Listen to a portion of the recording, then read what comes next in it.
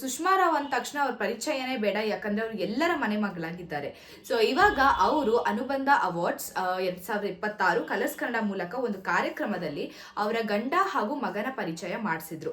But ಇಷ್ಟು ವರ್ಷ ಅವ್ರು ಯಾಕೆ ಅವರಿಬ್ಬರ ಪರಿಚಯ ಮಾಡಿಸಿಲ್ಲ ಅನ್ನೋದು ಒಂದು ದೊಡ್ಡ ಕ್ವೆಶನ್ ಮಾರ್ಕ್ ಆಗಿದೆ ಎಲ್ಲರಿಗೂ ಸಹ. ಇದು ಯಾಕೆ ಅಂತ ಅಂದ್ರೆ ಸುಷ್ಮಾ ರಾವ್ ಅವರು ಅತಿ ಹೆಚ್ಚು ಮಾಡೋದು ಧಾರಾವಾಹಿಗಳಲ್ಲಿ, ಅದೇ ಸಿನಿಮಾಗಳಲ್ಲ. ಯಾಕಂತ ಅಂದ್ರೆ ಅವ್ರಿಗೆ ಒಂದು ಟ್ರೆಡಿಷನಲ್ ವೇರ್ಗೆ ತುಂಬಾ ಸೂಕ್ತವಾಗಿರೋರು, ವೆಸ್ಟರ್ನ್ ವೇರ್ನ ತ್ಯಜಿಸ್ತಾರೆ ಅನ್ನುವಂಥ ಒಂದು ಮೊದಲನೇ ಕಾರಣ ಅಂತ ನಾವು ಹೇಳ್ಬೋದಾಗುತ್ತೆ. ಸೊ ಪ್ರತಿಯೊಂದು ಧಾರಾವಾಹಿಯಲ್ಲೂ ಅಮ್ಮನ ಪಾತ್ರ, ತಾಯಿ ಪಾತ್ರ, ಅಕ್ಕನ ಪಾತ್ರವನ್ನ ಮಾಡಿಕೊಂಡು ಇವ್ರು ನಮ್ಮ ಮನಸ್ಸನ್ನೆಲ್ಲ ಗೆದ್ದಿದ್ದಾರೆ. ಸೊ ಇವರು ಇವಾಗ ಅನುಬಂಧ ಅವಾರ್ಡ್ಸ್ ನಲ್ಲಿ 25 ವರ್ಷಗಳು ಪೂರೈಸಿದ್ದಾರೆ ಅಂತ ಅನುಬಂಧ ಅವಾರ್ಡ್ಸ್ ಅವರು ಇವ್ರಿಗೆ ಅವಾರ್ಡ್ ಕೊಟ್ಟಿತ್ತು.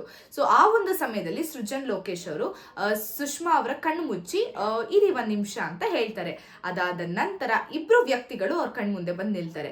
ಅವ್ರು ಬಂದಿದ ತಕ್ಷಣನೇ ಸುಷ್ಮಾ ರಾವ್ ಅವರು ಇವನೇ ನನ್ನ ಮಗ ಮತ್ತು ಇವರು ನಮ್ಮ ಯಜಮಾನ್ರು ಅಂತ ಪರಿಚಯ ಮಾಡ್ಕೊಡ್ತಾರೆ. ಆದ್ರೆ ಇಷ್ಟು ವರ್ಷ ಯಾಕೆ ಮಾಡಿಸಿಲ್ಲ ಅನ್ನೋದು ಒಂದು question mark.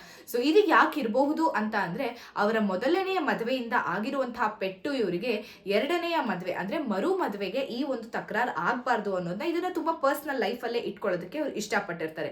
So finally ಇವರಿಬ್ಬರನ್ನ reveal ಮಾಡಿ ಸುಷ್ಮಾ ರಾವ್ ಅವರ ಮದುವೆ ವಿಚಾರ ಇವಾಗ ನಮ್ಮೆಲ್ಲರಿಗೂ ಸಹ ತಿಳಿದು ಬಂದಿದೆ. ಸೊ ಇನ್ನಷ್ಟು ಲೈವ್ ಅಪ್ಡೇಟ್ಸ್ ಗಳಿಗಾಗಿ ನೋಡ್ತಾ ಇರಿ ಸಾರ್ವಭೌಮ ಟಿವಿ.